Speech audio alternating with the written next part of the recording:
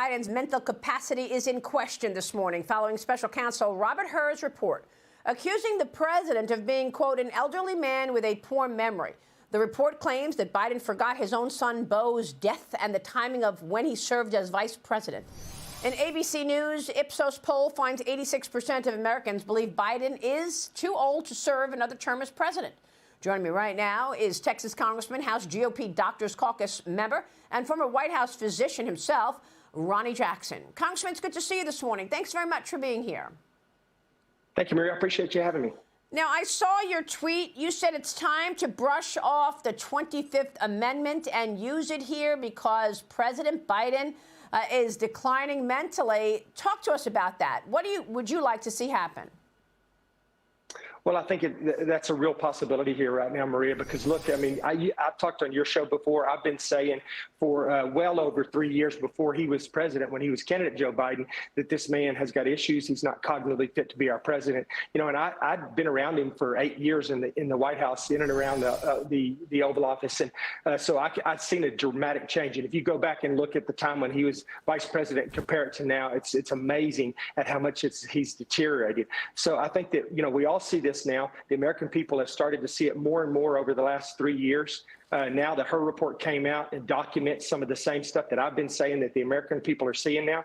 He gets on TV, he tries to refute it. He just reinforces that he's got some serious cognitive issues. It's inspiring confidence in our adversaries. It's, you know, our allies don't want to do stuff with us anymore because they don't trust us and they don't know who's in charge.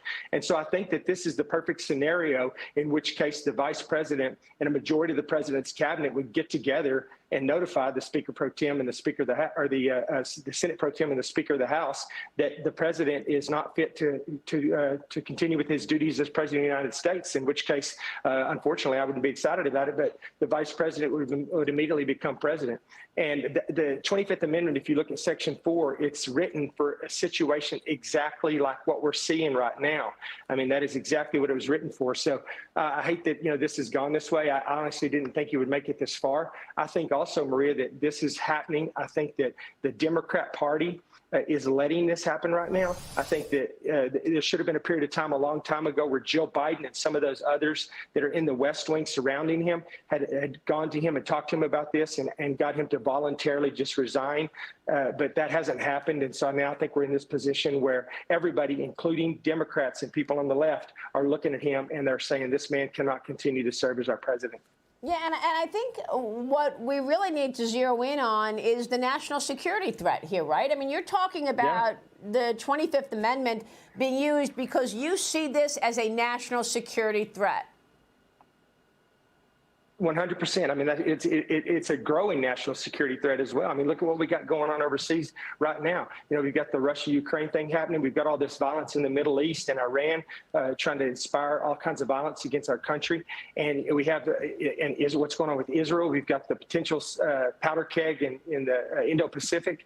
And we have a president now who's not an effective commander-in-chief. And it's complicated by the fact that we have people around him in his cabinet like Secretary Lloyd, who's been MIA for a long period of time, who's back in the hospital now. This is a dangerous situation right now when we don't have leadership at the Department of Defense and leadership from our commander-in-chief. And we have adversaries that see this as a window of opportunity, as a moment of weakness that they want to take advantage of, and they're going to take advantage of it.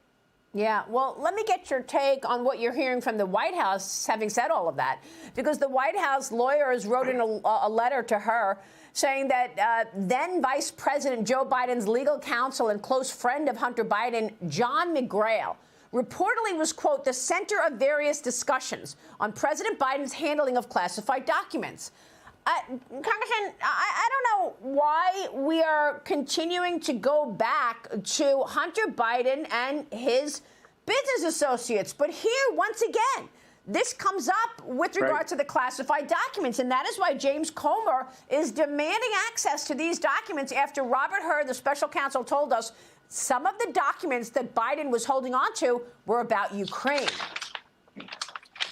Yeah, absolutely. I mean, this goes back to the fact that, the basic question of how did the Biden family come across all of this money, especially Hunter Biden, who's not qualified for anything. And this, if you read into this, this guy was given a job as White House counsel back in 2014, and then, did who knows what and gathered who knows what kinds of documents together, passed those to potentially to Hunter Biden to participate in, his ability to raise money and provide influence that led to raising money for the family. But in 2016, he was given the job of dispositioning a lot of these classified documents during the transition. And a bunch of them, ended up at Joe Biden's home where Hunter Biden used to live and party and whatever else. And so how did these documents end up? This goes back to the fact, did these documents end up in Joe Biden's garage because that's where Hunter Biden was located, and because this guy who was responsible for dispositioning them provided documents, certain documents to Hunter Biden that he may have potentially then used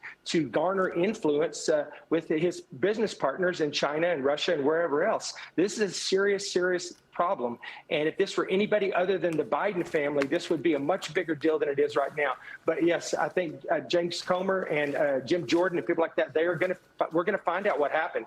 The ice is cracking, and people are coming before their committees now and being more and more willing to talk about what's going on. And one thing's going to lead to another, and something big's going to happen in this story. Yeah, in fact, Tony Bobulinski is Hunter Biden's former business partner, Yes. and he's going to testify tomorrow in front of the House Oversight and Judiciary Committees as part of the impeachment inquiry into President Biden.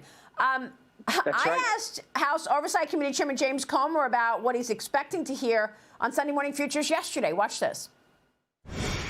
We need to know exactly what the Chinese were paying the Biden family members for. And I think we've seen now, with all the evidence that's played out, they weren't paying Hunter Biden for his brilliant mind. They sure as heck weren't paying Jim Biden for his brilliant mind. We want to know what the Chinese expected of the Bidens and what exactly the Bidens delivered. Do you believe that Tony Bobulinski has more recordings of discussions that he had that he's been holding on to for a rainy day? I don't know. That's something we'll find out. He's been treated very poorly by the Bidens. They've attacked him. You can interview Tony Bobulinski and you get a picture of what those of us on the Oversight Committee have been through. We have been obstructed. We have been harassed. We have been intimidated.